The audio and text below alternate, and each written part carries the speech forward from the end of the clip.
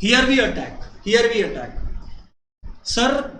Income method तो आप लोगों को पता ही होगा, आपको पता ही होगा, हम लोग भूल चुके होंगे, लास्ट हफ्ते का बात है, हम लोग को कल का याद नहीं है। सही बात है, तो रिवाइज करवा दीजिए सर। ओके, थोड़ा सा फास्ट जाएगा, ज्यादा नहीं, थोड़ा सा फास्ट जाएगा, जिससे इनकम मेथड का कॉन्सेप्ट रिवाइज करा दे, क्योंकि आज मेरा नियत केवल सम्स करवाने का है। तो टू अचीव दैट मेरे को कॉन्सेप्ट को रिवाइज करवाना पड़ेगा, मैं दोबारा से शुरू से पढ़ा नहीं सकता। बोलो सर आप। इनकम मेथड को प्यार से फैक्टर पेमेंट मेथड और डिस्ट्रीब्यूटेड शेयर मेथड भी बोलते हैं। इनकम मेथड को प्यार से फैक्टर पेमेंट मेथड या डिस्ट्रीब्यूटेड शेयर मेथड भी बोलते हैं। इनकम मेथड सरल भाषा में क्या बोलता है, थोड़ा फास्ट जा रहा हूं। हाँ, इनकम मेथड सरल भाषा में क्या बोलता है कि भाई सब इनकम जोड़ दो, आ गया नेशनल इनकम।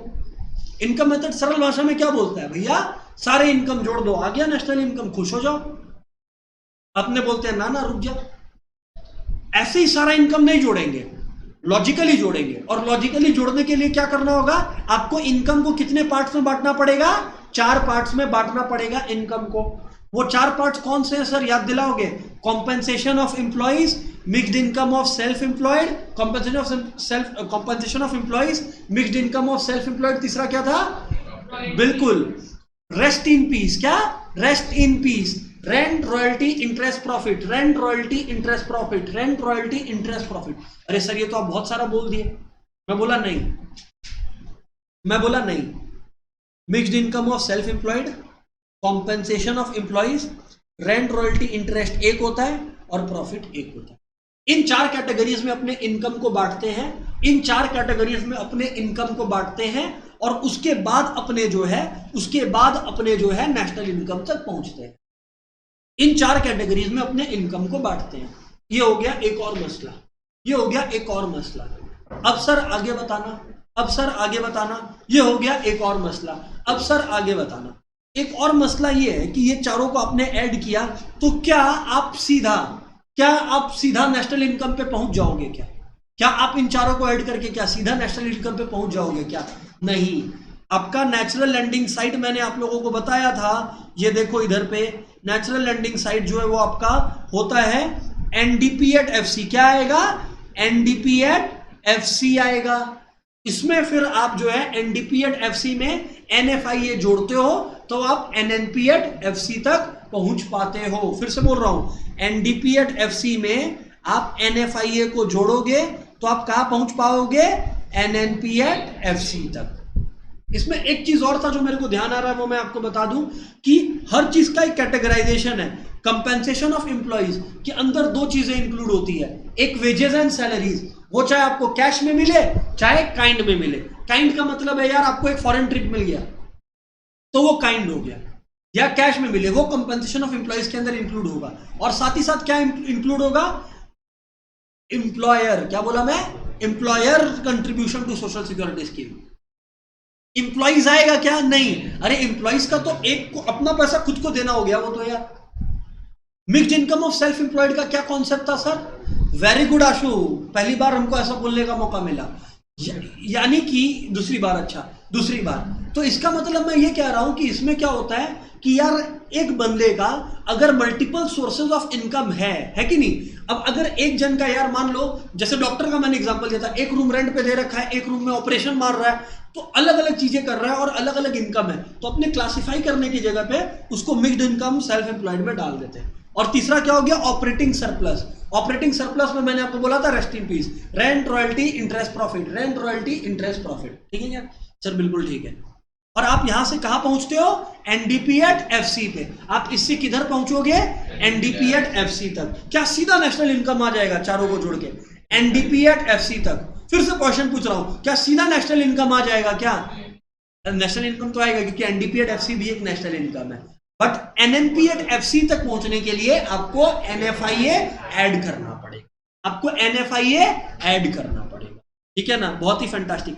और जिन लोग को अभी एनएफआईए या ये सब कॉन्सेप्ट अभी भी क्लियर नहीं है, उनके लिए 2 बातें। पहला कि फर्स्ट 2 क्लास आपको देखना पड़ेगा, और दूसरा कल शाम तक या रात तक एक शानदार वीडियो आने वाला है मेरा ही, 5 से 6 मिनट का होगा, जिसमें एकदम नया आप लोगों को बोले था ना 3D लर्निंग, 3D एनिमेशन लेके आ रहा है। 3D लर्निंग से पहला कॉन्सेप्ट उसी पे वीडियो बनाया है, तो उसके ऊपर आने वाला है, वो देखना। चकाचक क्लियर हो जाएगा। उसके बाद भी नहीं क्लियर हुआ तो फिर मार्स में आप अपना सिविलाइजेशन स्टार्ट करो, क्योंकि अर्थ पे आपसे नहीं हो पा रहा है। पॉइंट स्टार्ट करो सर अब आप आगे। सो मैं क्या बता रहा था, हाँ अब मैं सीधा पॉइंट पे आता हूं, ठीक है ना। अब मैं सीधा पॉइंट पे आता हूं, इधर देखो, प्रिकॉशंस इन इनकम मेथड। प्रिकॉशंस इन इनकम मेथड क्या, ट्रांसफर पेमेंट इंक्लूड होगा क्या, नहीं, ट्रांसफर पेमेंट इंक्लूड नहीं होगा। अरे सर आपको याद है हमने आपको बताया था 3rd या 4th क्लास में नेशनल इनकम के कि फैक्टर इनकम और ट्रांसफर इनकम 2 तरीके के इनकम होते हैं। फैक्टर इनकम का मतलब यार, मैंने अगर कोई गुड्स एंड सर्विसेज आपको प्रोवाइड किया तो बदले में आप मेरे को पैसे दे रहे हो, वो फैक्टर इनकम है, क्योंकि यार आप बदले में दे रहे हो, है कि नहीं है। लेकिन एक होता है ट्रांसफर इनकम, एक होता है ट्रांसफर इनकम। ट्रांसफर इनकम मतलब फोकट का माल। फोकट का माल मतलब समझ में आया। फोकट का माल का मतलब है कि जैसे फॉर एग्जांपल आशुतोष मेरे को देख के बोलता है यार सर क्या क्या सुंदर दिखते हैं और क्या सुंदर पढ़ाते हैं, ये लीजिए 5 लाख रुपया तुरंत। अगर ये मेरे को ऐसे बोलता और ऐसे मेरे को एक गिफ्ट दे देता है तो मतलब मैंने तो बदले में कोई सर्विस नहीं दिया, बट फिर भी मेरे को वो गिफ्ट मिला, वो क्या हो गया आपका ट्रांसफर इनकम। वो क्या हो गया transfer income. Donation, charity, pension. अब जैसे गवर्नमेंट जो रिटायर हो जाते हैं, गवर्नमेंट ऑफिस से जो लोग रिटायर हो जाते हैं भाई साहब, वो रिटायर्ड लोगों को जो है पेंशन मिल रहा है, बट वो लोग तो कुछ सर्विस अब दे नहीं रहे हैं, वो हो गया ट्रांसफर इनकम। याद रखना मैंने आप लोगों को बता रखा है कि इकोनॉमी के अंदर अगर आपकी एक्टिविटी की वजह से कोई नया गुड्स या सर्विस नहीं क्रिएट हो रहा है तो वो नेशनल इनकम में इंक्लूड नहीं होगा, सीधी सी बात है। Profit on sale of fixed assets क्या इंक्लूड होगा, नहीं इंक्लूड होगा, क्योंकि सोच के देखो ना, ये तो सेकेंड हैंड सेल हो गया। अरे जब मान लो ये मशीन, ये मशीन, ये पेन जो है एक मशीन है, ये पेन जो है वो जब फर्स्ट हैंड था, जब बिक्री हुआ था तो नेशनल इनकम में ऐड हुआ था, पर अब मैं आपको बेच दिया, आप इनको बेच दिए, ये मेरे को बेच दिए, तो ये चीज इंक्लूड नहीं होगा, क्योंकि कोई नया गुड्स एंड सर्विसेज एग्जिस्टेंस में नहीं आ रहा है। अच्छा, इलीगल इनकम, आप स्मगलिंग करते हो, ब्लैक मार्केटिंग करते हो, वो सब इंक्लूड नहीं होगा। विंडफॉल गेन्स, आप घोड़ा रेस पे आप बेट लगाते हो, आप आईपीएल में बेट लगाते हो, वो सब इंक्लूड नहीं होगा, ठीक है ना। बिल्कुल सर, बिल्कुल सर। आ गए न्यूमेरिकल एबिलिटी जोन पे। एक बात बस ध्यान रखना, न्यूमेरिकल एबिलिटी जोन के अंदर मेरे को ध्यान है कि मैंने कुछ न्यूमेरिकल्स करवा रखा है इसमें, है ना। हाँ, ये मेरे को फंसाई है। बोलो सर, उसका किया हुआ है, उसका इधर देखो। खैर छोड़ो, नहीं करवाऊंगा तो 2-3 क्वेश्चन कर लेते, आपको भी याद आ जाएगा। हाँ जी, थोड़ा सा करवाया था ना, खैर कोई फर्क नहीं पड़ता। अब मतलब इस मेजरमेंट का क्लास 4 में she is talking about, but मैं क्या बोल रहा हूँ अभी, सुनो, झगड़ा वगड़ा मारपीट मत करो। इधर देखो, कॉम्पेंसेशन ऑफ एम्प्लॉइज है भैया, कॉम्पेंसेशन ऑफ एम्प्लॉइज को कंप्यूट कर लो। कॉम्पेंसेशन ऑफ एम्प्लॉइज के अंदर आपकी 2 चीजें आएंगी, क्या आएंगी, wages and salaries in cash और एम्प्लॉयर्स कंट्रीब्यूशन। किसका कंट्रीब्यूशन, एम्प्लॉयर का कंट्रीब्यूशन। फिर इसमें आप क्या जोड़ लो, फिर आप में क्या जोड़ लो, रेंट, रॉयल्टी, इंटरेस्ट, प्रॉफिट, जोड़ दिया ये चारों को। और फिर एक चीज और मेरे से मिस हो गया, वो है mice, mixed income of self employed. जब आप इसको जोड़ोगे तो आप कहां पहुंचोगे, एनडीपी एट एफसी तक। मैं बार बार आपको याद दिला दूं कि जैसा कुंदन भाई बता रहे हैं कि सर एनएनपी एट एफसी तक आपको पहुंचना है जीवन में, तो आपको क्या जोड़ना पड़ेगा, एनएफआईए जोड़ना पड़ेगा। तो जोड़ दीजिए ना, फिर क्या फर्क पड़ता है। सर बात तो बिल्कुल ठीक है, सर बात तो बिल्कुल ठीक है। ये पिक्चर तो सेट है ना यार, ये पिक्चर तो सेट है सर, ये पिक्चर तो सेट है। आओ एक आध क्वेश्चन हम और आप डिस्कस करते हैं, आओ एक आध क्वेश्चन हम और आप डिस्कस करते हैं। इधर देखो, इसमें बोला है एनएनपी एट एफसी निकाल ले, सरल भाषा में नेशनल इनकम निकाल ले। मैं आपको बता रहा हूं क्या, ये देखो, पहले तो ये ऑपरेटिंग सरप्लस आ गया आपका, ये चारों को जोड़ के क्या आ गया, ऑपरेटिंग सरप्लस। इसका मतलब आप लोग देखो आपका कितना आया, 30 + 15 45, 45 + 35 कितना आ गया दोस्त, 80 आ गया, 80 आ गया ना, 45 + 35 80, और 80 + 5 आपका आ गया 85, ऑपरेटिंग सरप्लस हो गया। इंप्लॉयर्स कंट्रीब्यूशन है तो ऐड होगा, तो ये 20 ऐड होगा, प्लस 20 में वेजेस एंड सैलरी भी ऐड होगा 200, तो 220 हो गया, यस और नो।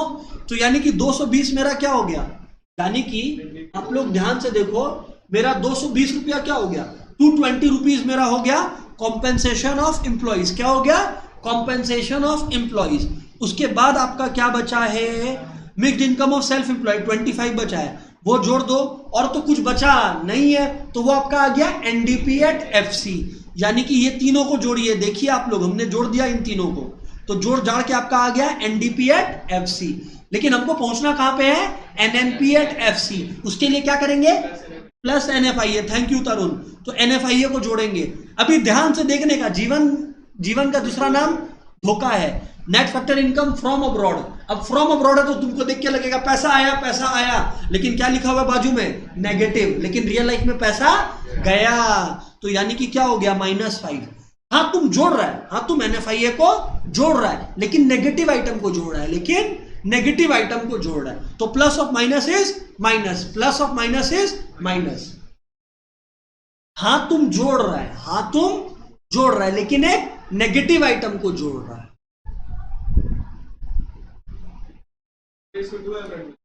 सॉरी दोस्त,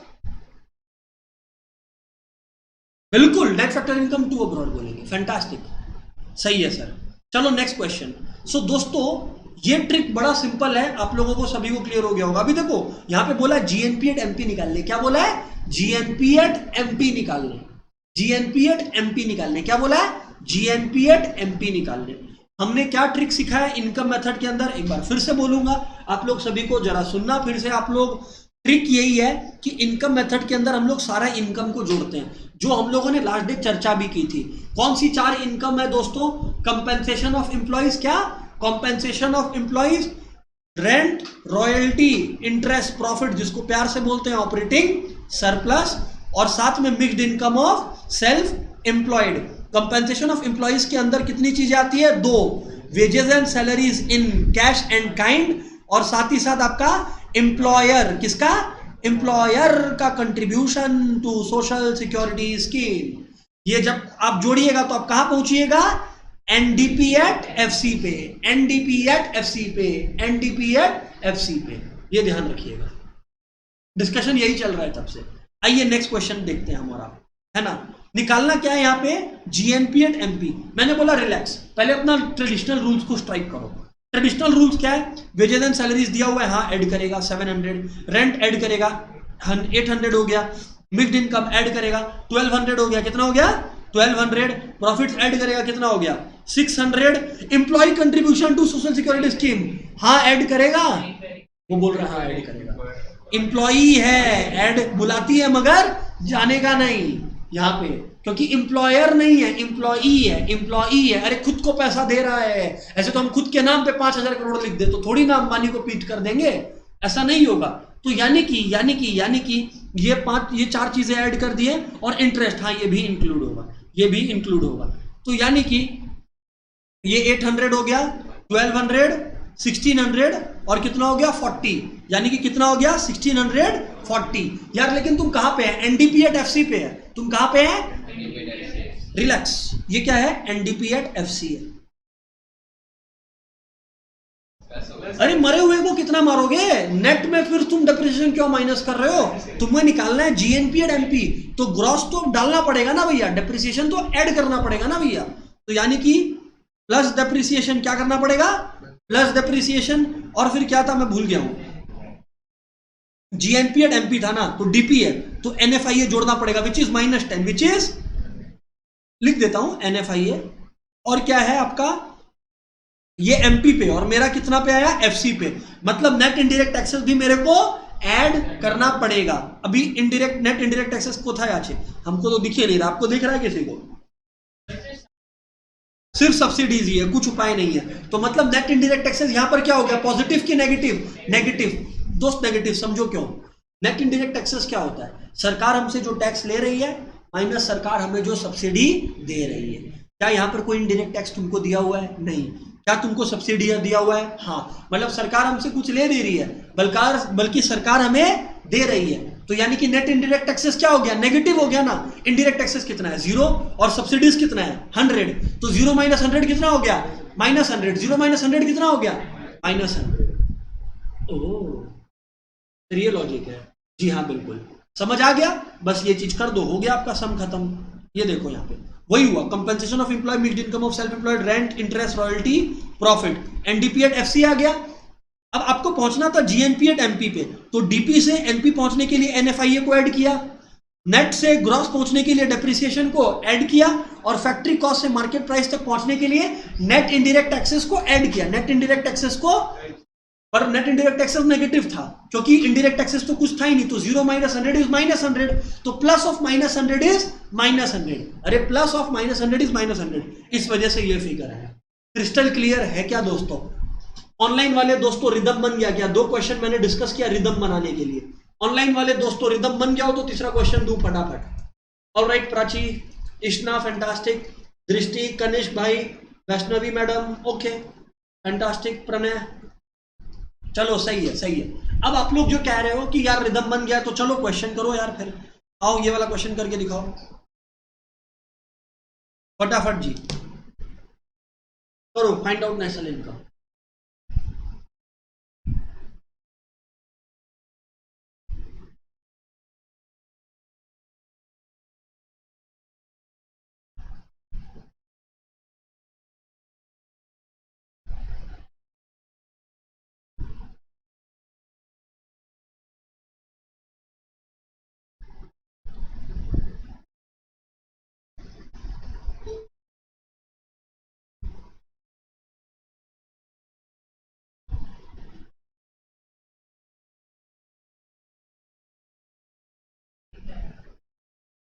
सिक्स 85 है आपका?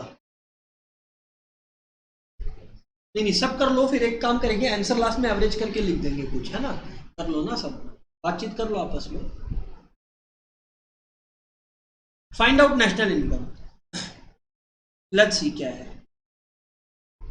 इंटरेस्ट, वेजेस एंड सैलरीज कितना हो गया? 430। कोमल बस इधर छोड़ दिए थे क्या? किए थे इसके बाद भी? ओके तो 430, उसके बाद आया दिया हुआ है क्या ऑपरेटिंग सरप्लस? फैंटास्टिक, तो ऑपरेटिंग सरप्लस नहीं डालेंगे, 400 है। सुनो सुनो सुनो बोलने दो। वेजेस एंड सैलरीज 400 है। Contribution to social security scheme by employers, क्या ये ऐड होगा? हाँ ये ऐड होगा, 50 ऐड होगा, बहुत ही खुशी का बात है। ऑपरेटिंग सरप्लस के अंदर क्या क्या होता है? Rent, royalty, interest, profit. क्या होता है? Rent, royalty, interest, profit. तो मैं क्या दोबारा उसको ऐड करूंगा? नहीं, 130 एक बार कर दिया मतलब बस कर दिया, खत्म। और फिर ये भी गायब, ये भी गायब। Mixed income of self employed, हाँ ये ऐड होगा, तो यानी कि 70 ऐड हो गया, यानी कि आपका हो गया 450, 520, 650। अभी तक तो 650, 650 आया। ये आपका आ गया एनडीपीएडएफसी। ये क्या आ गया आपका? क्योंकि मैंने बोला इनकम मेथड के अंदर, इनकम मेथड के अंदर, इनकम मेथड के अंदर जब सारा इनकम को जोड़ते हैं तो कहां पहुंचते हैं? NDP at F C, NDP at F C. अब बोलो सर आगे। अरे लेकिन हम लोग को अब क्या ऐड करना है? एनएफआईए। तो भैया एनएफआईए कहां गया? ये रहा 5। ये देखिए पॉजिटिव है, कभी कभी लाइफ में धोखा नहीं भी होता है। तो फ्रॉम अब्रॉड है तो ये क्या है? 5 है। एनएफआईए ऐड करेंगे और ये पॉजिटिव 5 है तो +5 कर दो। आंसर कितना आ गया आपका? 655। क्लियर है नहीं क्लियर है? जिनका गलती हुआ उनको समझ आया नहीं समझ आया? हाँ या ना बोलो यार, गलती समझ में आया? वो गलती ही नहीं, वो किया ही नहीं। फैंटास्टिक, चलो सही है भाई, क्लियर है ना? हाँ जी सही किए थे। पूरा स्टेटमेंट लिख के नहीं करना है ना, सिर्फ ऐड कर देना। वो यहां पर एग्जाम में तो पूरा करना है भाई, एग्जाम में पूरा स्टेटमेंट ऐसे, एग्जाम में ऐसे नहीं। वो तो हम सम ज्यादा कवर कर पाए इसलिए हम सीधा काम का बात करता है। चलो ये वाला क्वेश्चन करके बताओ आप लोग। एनएनपी एंड एमपी निकालना है।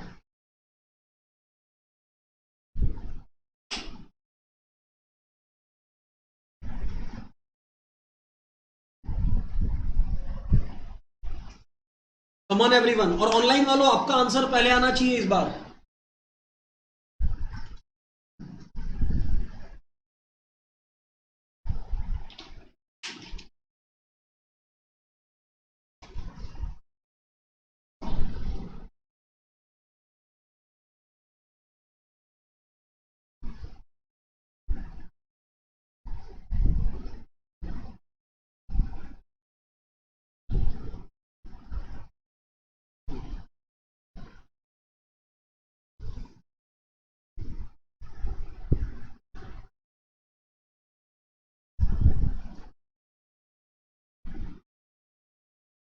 सबसे पहले आप लोग सोचो कि आप एनडीपी एट एफसी तक पहुंचो बस। हाँ 1290, लेट्स सी। एक दोस्त का आंसर आया तरुण भाई का, आई डोंट नो तरुण, आइए देखते हैं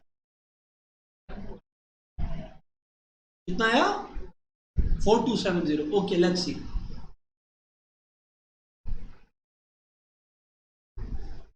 देखो जी, अब आप लोगों का ना काफी बार मन करता है क्या क्या ऐड करना है आपने, चार चीज, compensation of employees, mice, rent, royalty, interest और प्रॉफिट, ठीक है कि नहीं है।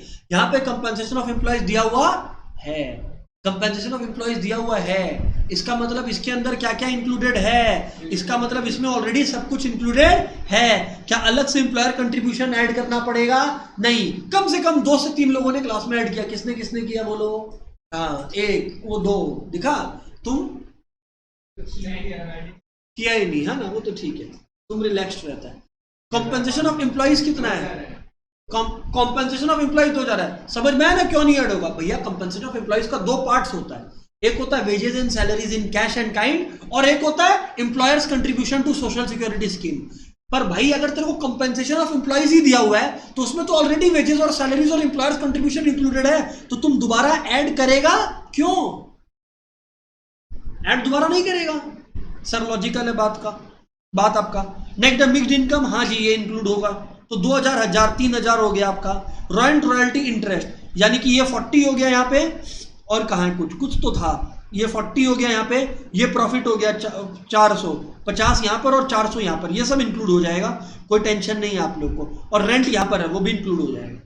क्लियर है कि नहीं क्लियर है यार? बस यही होगा। ये रहा देख लो, compensation of employees, mixed income of self, sorry rent, interest, royalty, profit. Clear है कि नहीं क्लियर है? 3650 आ गया। ओके, लेकिन आपको पहुंचना कहां पे था? एनएनपी एट एमपी पे, एनएनपी एट एमपी पे, एनडीपी एट एफसी पे पहुंचे हो। कहां पहुंचे हो? एनडीपी एट एफसी पे, मतलब एनएफआईए जोड़ोगे पहले तो एनएफआईए जोड़ोगे। अभी एनएफआईए तुम्हारा क्या है? देखो 20 है, कितना है? तो 20 जोड़ दिया। लेकिन यार अब तुमको पहुंचना कहां पे है? मार्केट प्राइस पे। कहां पहुंचना है? फैक्ट्री से मार्केट में पहुंचना है, तो नेट इनडायरेक्ट टैक्सेस को ऐड करना पड़ेगा। क्या करना पड़ेगा? ऐड करना पड़ेगा। तो नेट इनडायरेक्ट टैक्सेस को ऐड करना पड़ेगा। नेट इनडायरेक्ट टैक्सेस सीधा दिया हुआ है 100 रुपया, तो सीधा 100 ऐड करो, आपका कितना आ गया? 3770। खत्म हो गया सर। इश्ना का आंसर भी आ गया, फैंटास्टिक। 3770 is the answer. समझ आ गया ना? अच्छा एक और क्वेश्चन सर, आप यहां सब्सिडीज को इग्नोर क्यों कर दिए? क्योंकि नेट इनडायरेक्ट टैक्सेस होता है इनडायरेक्ट टैक्सेस माइनस सब्सिडीज। तो जब इनडायरेक्ट टैक्सेस में से सब्सिडीज माइनस करके ऑलरेडी दिया हुआ है, तो हम सब्सिडीज को दोबारा ट्रीट क्यों करेगा? सॉरी दोस्त। अच्छा आप पूछ रहे हो डेप्रिसिएशन का कोई ट्रीटमेंट क्यों नहीं किए? देखो दोस्त, आप एनडीपी एट एफसी तक पहुंचे और आपको निकालना था एनएनपी एट एमपी। यार डिप्रिसिएशन तो तब आप यूज करते हो ना जब आपको नेट से ग्रॉस में जाना है या ग्रॉस से नेट में जाना है। अग्रीड? मान लो आपको नेट था और यहाँ पे ग्रॉस जीएनपी मांगता, तो मैं डेप्रिसिएशन को जोड़ लेता। या मान लो आपका यहाँ पे ग्रॉस आता और यहाँ पे नेट मांगता, तो आप डेप्रिसिएशन को लेस कर देते, पर यहाँ पे भी नेट और यहाँ पे भी नेट, तो क्या डेप्रिसिएशन को छेड़ने का दरकार है? नहीं। एक्स्ट्रा इंफॉर्मेशन है, पढ़ा रहने दो, आपको क्या करना। ठीक है कि नहीं है यार? सर बात तो ठीक है यार। चलो सर, गो हेड सर। ओके जी दोस्तों दुनिया चाहती है कि हम लोग करें वैल्यू एडेड मेथड आज, so we will respect the world. आज खत्म कर देंगे value added method, national income खत्म हो जाएगा आज। ठीक है कि नहीं है? सारे के सारे कंफर्म करो यहां तक मसला क्लियर है कि नहीं क्लियर है? बिकॉज वैल्यू एडेड मेथड एक फ्रेश मेथड है। सारे के सारे बताओ यार फटाफट।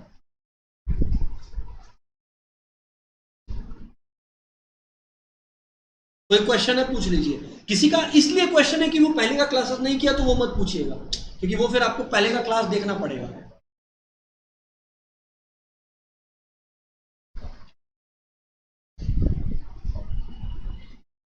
चलो स्टार्ट कर रहे हैं बात को।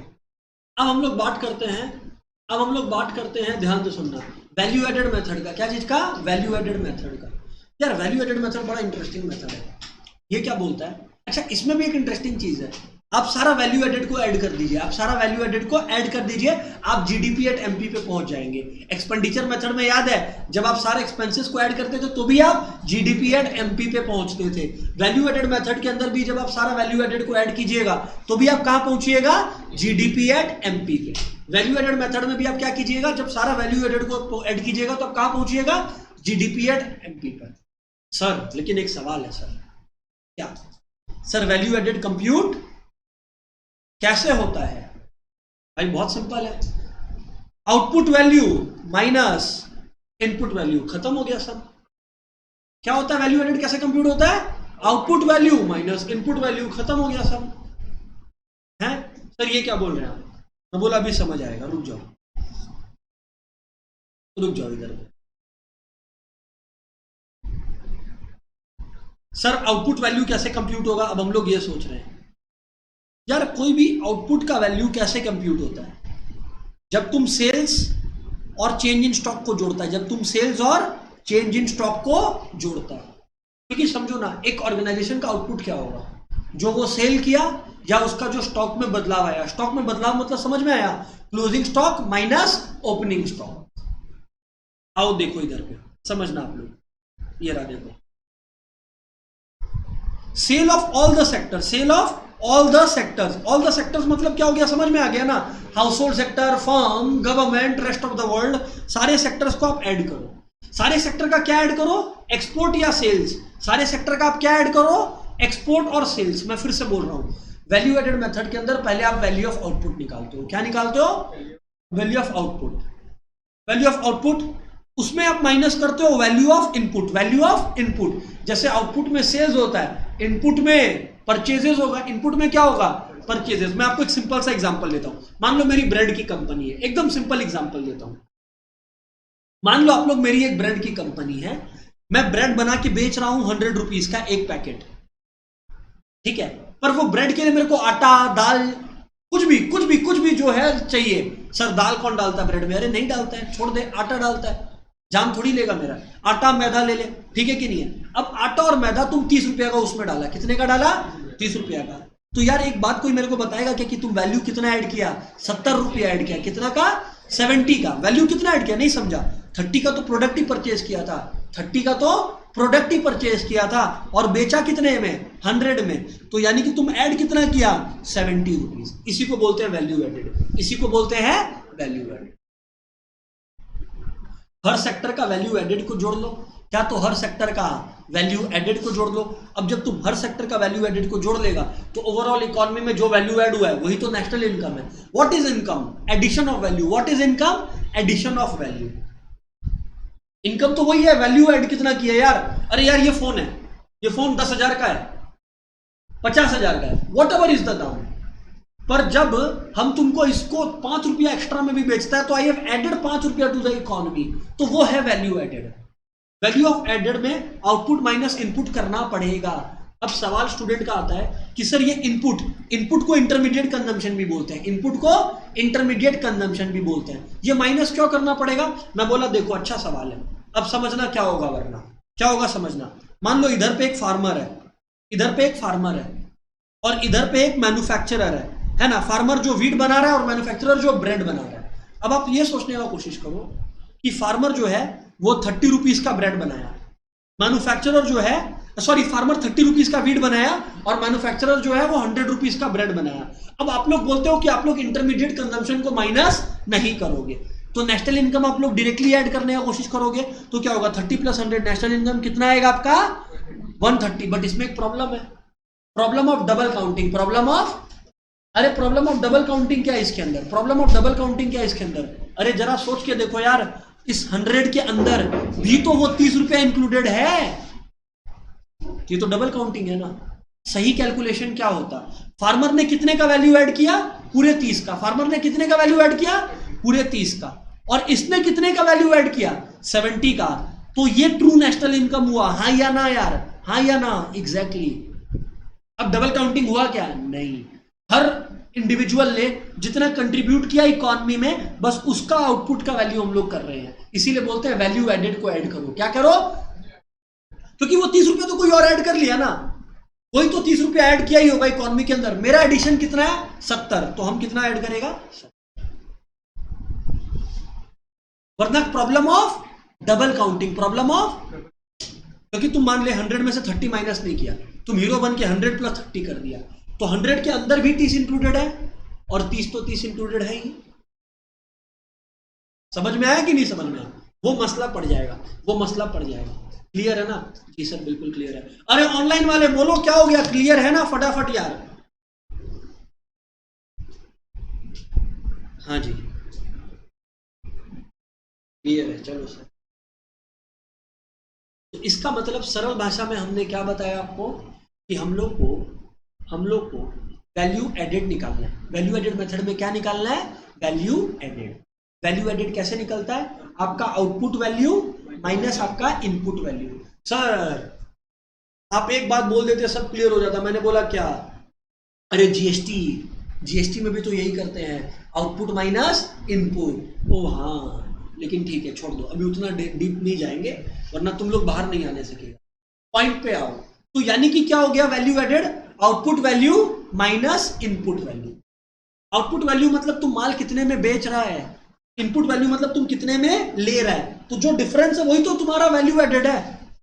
अब हर सेक्टर तो ये करता है, primary sector, secondary sector, tertiary sector. Tertiary sector मतलब सर्विस सेक्टर, सेकेंडरी सेक्टर मतलब मैन्युफैक्चरिंग सेक्टर, और प्राइमरी सेक्टर मतलब एग्रीकल्चरल सेक्टर।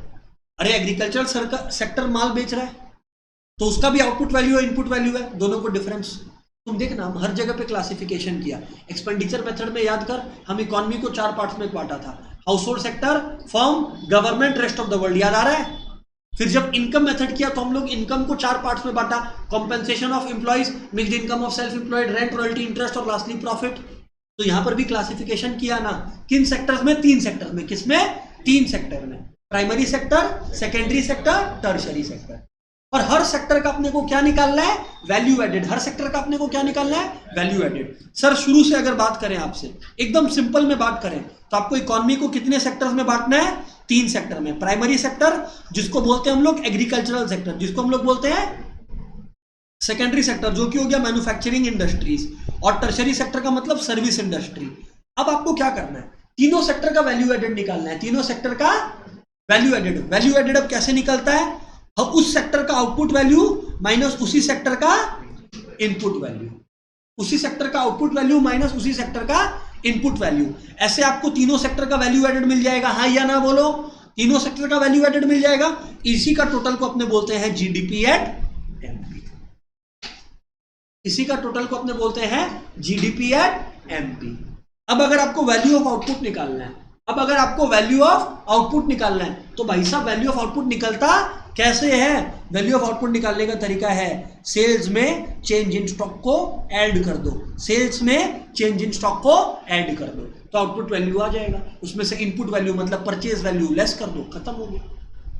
अरे हाँ या ना बोलो यार, हाँ या ना बोलो यार। सर क्लियर है? मेरे को ना एक ब्लैंक स्पेस मिल जाए ना, चलो ठीक है मिल गया।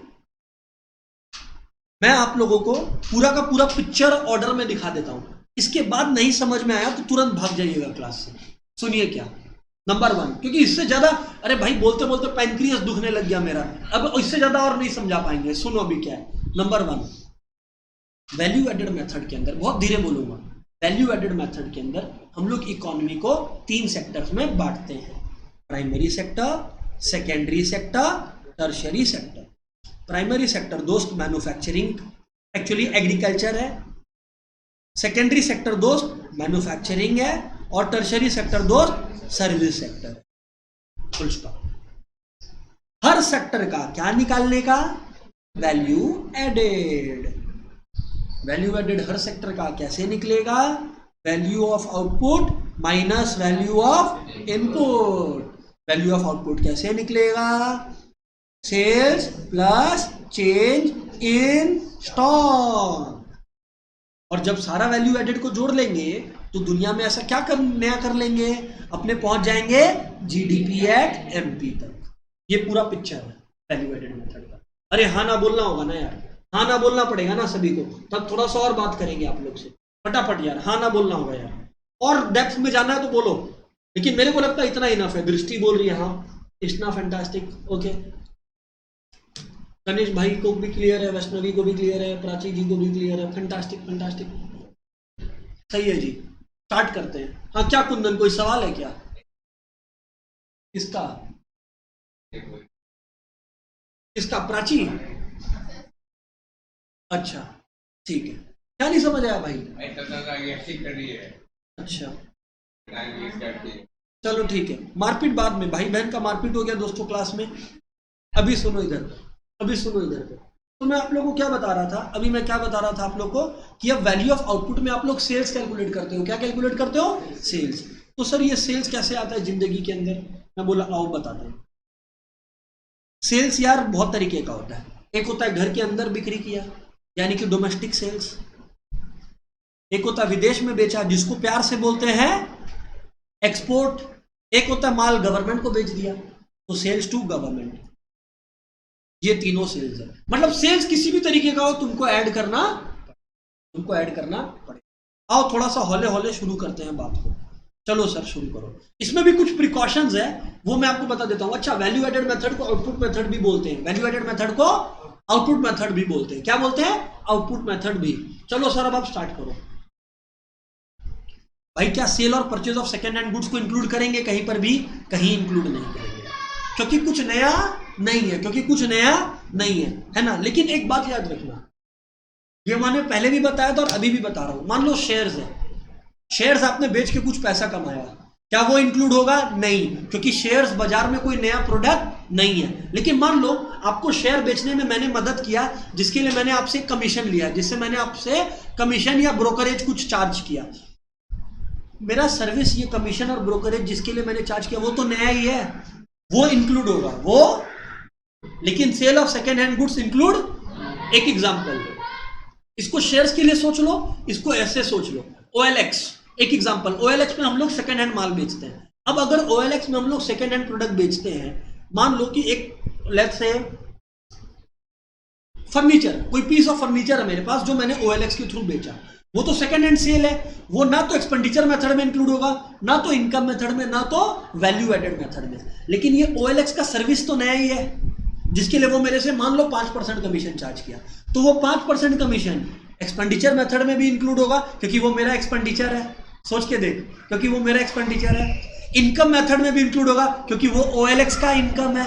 और वैल्यू एडेड मेथड में भी ये होगा, क्योंकि OLX ने एक वैल्यू जनरेट किया। अगर तुम ये सोच पा रहा है, तुम समझ लो कि तुम भगवान हो गया नेशनल इनकम के अंदर। समझ आया कि नहीं आया? देख पा रहा है? कहने का मतलब है, अगर एक आइटम आएगा तो तीनों लॉजिक उसको जस्टिफाई करेगा, तीनों मेथड। और अगर एक नहीं आएगा तो तीनों मेथड उसको रिजेक्ट मारेगा। क्या लॉजिक है सर? तो यानी कि कमीशन एंड ब्रोकरेज इंक्लूड होगा। अरे क्योंकि ये सर्विस तो नया ही है ना, ये सर्विस तो नया ही है ना सर, लॉजिक है बात में। Next, domestic services are not to be included. Domestic services are not to be included. Domestic services का कहने का अर्थ है कि आपके घर में आपके किसी पेरेंट ने आपको कोई काम में हेल्प किया, वो आपके कोई पेरेंट घर पे खाना बना रहे हैं, जिससे इंश्योर कर रहे हैं कि आप लोगों को दिक्कत नहीं हो, तो उनका वैल्यू इंक्लूड नहीं होगा। इसमें एक दोगलापन है। नेशनल इनकम में मैं हमेशा से बोल रहा हूं और हर बैच में बोलता हूं, एक दोगलापन है। वो मैं आपको बताता हूं क्या। मान लीजिए, देखना दोगलापन आप लोग ढूंढना क्या है। एक फार्मर है, वो सोचा यार हम लोग तो अनाज खाते हैं, तो वो कुछ अनाज बेचने के लिए प्रोड्यूस किया और कुछ अनाज प्रोड्यूस करके खुद खा लिया मतलब अपने घर के लिए रख लिया। तो इसका मतलब हो गया सेल्फ कंजम्पशन। क्या हो गया? Self consumption. ये है। अब इसी से सिमिलर है एक मदर जो अपने घर पे लेट से अपने बच्चा लोग के लिए कुक कर रही है। क्या कर रही है? कुक कर रही है। ये जो सर्विस है मदर का, ये भी सेल्फ कंजम्पशन है, क्योंकि घर के लिए ही है। तो दोनों चीजें सेम है, एट पार है। दोगलापन ये है कि जब गुड्स का सेल्फ कंजम्पशन हो तो वो नेशनल इनकम में इंक्लूड होगा, लेकिन जब सर्विसेज का सेल्फ कंजम्पशन हो तो वो नेशनल इनकम में इंक्लूड नहीं होगा। अब तुरंत मन में एक सवाल उठा कि ऐसा क्यों? हाँ, ये आएगा तो सब में आएगा, नहीं आएगा तो किसी में ही नहीं आएगा। अब सवाल आ रहा है क्यों? जवाब है मार्केट वैल्यू। किसान का जो गुड्स है, फार्मर का जो गुड्स है, या दुनिया में कोई भी गुड्स है, हर गुड्स का कोई ना कोई मार्केट वैल्यू है। तो इसका मतलब मैं अगर उसे कंज्यूम कर रहा हूं तो उस गुड्स एंड सर्विसेज का वैल्यू को नेशनल इनकम में इंक्लूड किया जा सकता है, क्योंकि उसको एक न्यूमेरिकल वैल्यू दिया जा सकता है। बट जो सर्विसेज खुद के कंजम्पशन के लिए यूज कर रहे हैं, खुद के कंजम्पशन के सर्विसेज का क्या कोई मार्केट वैल्यू एग्जिस्ट करता है क्या? नहीं। इस वजह से नेशनल इनकम में इंक्लूड नहीं होगा। एक एग्जांपल, अब आप लोग बोलोगे सर मान लो कि लॉकडाउन चल रहा है, हम अपने पापा या मम्मी से अपना बाल कटवाया। अब बाल कटवाना एक सर्विस है। बाजार में जो बाल काटता है उसका मान लो बाल कटाने का जो है 50 रुपया है, 100 रुपया, 200 रुपया, 50 रुपया मान लेते हैं। तो सर वैल्यू तो एग्जिस्ट करता है, आप क्या बात कर रहे हैं फालतू। लेकिन मम्मी पापा कितना गंदा बाल काटेंगे आपका, वो तो वैसा नहीं काटेगा। तो एग्जैक्टली उस चीज का मार्केट वैल्यू तो एग्जिस्ट नहीं करता है ना, एग्जैक्टली उस चीज का मार्केट वैल्यू तो एग्जिस्ट नहीं करता है ना। मेरे स्टूडेंट लोग, आप लोग स्टूडेंट लोग हो, आप लोग मेरे से डाउट पूछते हो, है ना। मैं तुरंत, मैं जब अवेलेबल रहता हूं, अगर ओवर टाइम है तो मैं जब भी अवेलेबल रहता हूं तुरंत आपको रिप्लाई करता हूं। मेरा भाई जब पढ़ाई करता था या जब पढ़ाई करता है, मेरे से डाउट पूछता है, मैं सीधा बोलता हूं भाग जाए यहां से। जब मेरे को टाइम मिलता है तब मैं बताता हूं, नहीं होता तो नहीं बताता हूं। वो पैसा तो देता नहीं है मेरे को। तो कहने का मतलब मैं सीधा बोलता हूं भाग जाए यहां से। तो कहने का अर्थ है, कहने का मतलब है कि उसका वैल्यू क्या मैं इंक्लूड कर सकता हूं क्या? अरे यार, किसी को भाग जा बोलने का वैल्यू, या हाँ ठीक है चल बता क्या है, 3 सेकंड में उसको बोला हाँ ये ऐसे होगा। आपको देखो कितना क्रोनोलॉजिकली सुंदर से चार्ट बना के, वो देखा ही नहीं ऐसा जिंदगी में चार्ट मेरे को बनाते हुए। तो कहने का अर्थ ये है कि उसका वैल्यू तो इंक्लूडेड नहीं है ना, उसका वैल्यू तो नहीं है ना मार्केट वैल्यू। इस वजह से नेशनल इनकम इंक्लूड नहीं होता है, क्योंकि सर्विसेज का जनरली मार्केट वैल्यू एग्जिस्ट नहीं करता। गुड्स का मार्केट वैल्यू एग्जिस्ट करता है। हर गुड्स का एग्जिस्ट करेगा, आप कोई भी गुड्स बना लो यार, हर गुड्स का मार्केट वैल्यू एग्जिस्ट करता है, इसलिए उसको नेशनल इनकम में इंक्लूड करेंगे। सर बात समझ में आ गया। तो हाँ, हल्का सा गलती है नेशनल इनकम का ये, लेकिन ठीक है, it is what it is. आपको याद रखना है, goods consume for self consumption is to be included in the computation of national income, but services consumed for self consumption will not be included in the computation of national income. चलो sir, अब आप वहां पे ध्यान से सुनो। आ गया numerical ability zone. बोलो सर, अब आप पहले थोड़ा सा हौले मतलब इसमें हम लोग ना सीधा बोलो कैलकुलेट नेशनल इनकम, वो नहीं करेंगे। वैल्यू ऑफ आउटपुट करना सीखेंगे। वैल्यू ऑफ आउटपुट कैसे कंप्यूट होता है याद दिला दूं, sales plus change in stock. क्या? Sales plus change in stock, sales plus change in stock. Change in stock कैसे कंप्यूट होता है? Closing stock minus opening stock. आइए देखिए आप लोग, है ना। An economy has 2 firms A and B, find the value added by each firm and GDP at MP. अरे जीडीपी एट एमपी तो आंख बंद करके जितना वैल्यू एडेड है सबको जोड़ दो, तुम्हारा जीडीपी एट एमपी आ जाएगा। तुम्हारा मेन चिंता क्या होना चाहिए कि तुम वैल्यू एडेड को ठीक से कंप्यूट कर सके। देखो, एक्सपोर्ट बाय फर्म में क्या सेल्स है कि नहीं है? हाँ है। देख, सेल्स में ऐड हो गया फर्म के। Sales to household by firm है, सेल्स में ऐड हो गया, देख ले, है ना। और sales to firm B by firm है 90, ये भी तो सेल है ही, तो ये ऐड हो गया यहां पर, तो सेल हो गया। अब फर्म ए का स्टॉक में कुछ चेंज आया क्या? कुछ नहीं है, तो लेट इट बी। अब मैं कर रहा हूं फर्म ए का value of output compute. Value of output क्या होता है? Sales plus change in stock. यहां पे चेंज इन स्टॉक कुछ भी नहीं है, तो सीधा जो सेल्स का वैल्यू है वही वैल्यू ऑफ आउटपुट हो गया, वही वैल्यू ऑफ आउटपुट हो गया। अब मैं लेस क्या करूंगा? Value of input. Value of input को इंटरमीडिएट कंजम्पशन भी बोलते हैं। अब इंटरमीडिएट कंजम्पशन मतलब ए का परचेजेस, किसका? फर्म ए का परचेजेस। फर्म ए का परचेजेस है ये 200 रुपया, और ये 50 रुपया जो बी से लिया, तो देखो 200 और 50 दोनों को सब्सट्रैक्ट किया गया है, तो 250 लेस किया 620, ये आ गया value added by firm A. Value added by firm A. अब फर्म बी का बात करते हैं। Sales to firm A by firm B. Firm B 50 रुपया का सेल किया, और साथ ही साथ sales to household by firm B 200 का, ये भी यहां पर हुआ, 50 प्लस 200 250 हो गया। चेंज इन स्टॉक एडेड नहीं है, और वैल्यू ऑफ आउटपुट आपका सीधा आ गया 250। अब वैल्यू ऑफ इनपुट क्या है? वैल्यू ऑफ इनपुट क्या है? वैल्यू ऑफ इनपुट मतलब जो फर्म बी ने परचेज किया, याद है फर्म बी को फर्म ए ने 90 रुपया का माल बेचा था, तो वो लेस कर लो, तो कितना आ गया? 160। अब बोला जीडीपी एट एमपी कैलकुलेट करो, कोई बड़ी बात है क्या? दोनों वैल्यू एडेड को आपस में जोड़ दो, तो 620 प्लस 160 कितना हो गया? 780। यह आ गया आपका जीडीपी एट एमपी। पिक्चर खत्म। आगे आपका जीडीपी एट एमपी, पिक्चर खत्म है ना। ये है मसला। आओ एक और क्वेश्चन और देखते हैं, थोड़ा सा कॉन्फिडेंस और बढ़ेगा आपका। ये तो हो गया था खत्म। नेक्स्ट क्वेश्चन देखो अब आप लोग, कैलकुलेट जीवीए एट एफसी। क्या बोला? जीवीए सर, ये तो जीवीए दे दिया। जीवीए मतलब डीपी है। जीवीए मतलब gross value added at factor cost का मतलब GDP at FC, GDP at FC. लेकिन देख हम लोग तो नॉर्मली कहां पहुंचता है सब कुछ ऐड करके, हम लोग नॉर्मली पहुंचता है जीडीपी एट एमपी पे। हम लोग सब कुछ ऐड करके कहां पहुंचता है नॉर्मली? जीडीपी एट एमपी पे। लेकिन इस क्वेश्चन में हम लोग को पहुंचना कहां पे है? जीडीपी एट एफसी पे। हम लोग को पहुंचना कहां पे है? जीडीपी एट एफसी पे। समझना, जीडीपी एट एमपी निकालना है, उसके बाद हम लोग कहां पहुंचेंगे? जीडीपी एट एफसी पे, क्योंकि क्वेश्चन का डिमांड है। अब अगर आप मार्केट प्राइस पर और आपको फैक्ट्री कॉस्ट पे पहुंचना है, तो वो पहुंचने का दुनिया भर में एक ही रास्ता है, वो है नेट इनडायरेक्ट टैक्सेस को उड़ा दीजिए। ठीक है, वो नेट इनडायरेक्ट टैक्सेस को उड़ा दीजिए। अब मैंने कहा देखो ध्यान दो, पहले आपको क्या करना है? Value of output minus value of input कीजिए। तो यानी कि सेल्स वैल्यू ऑफ आउटपुट है, closing stock minus opening stock negative है, तो 20 माइनस 30 कितना हो गया? -10।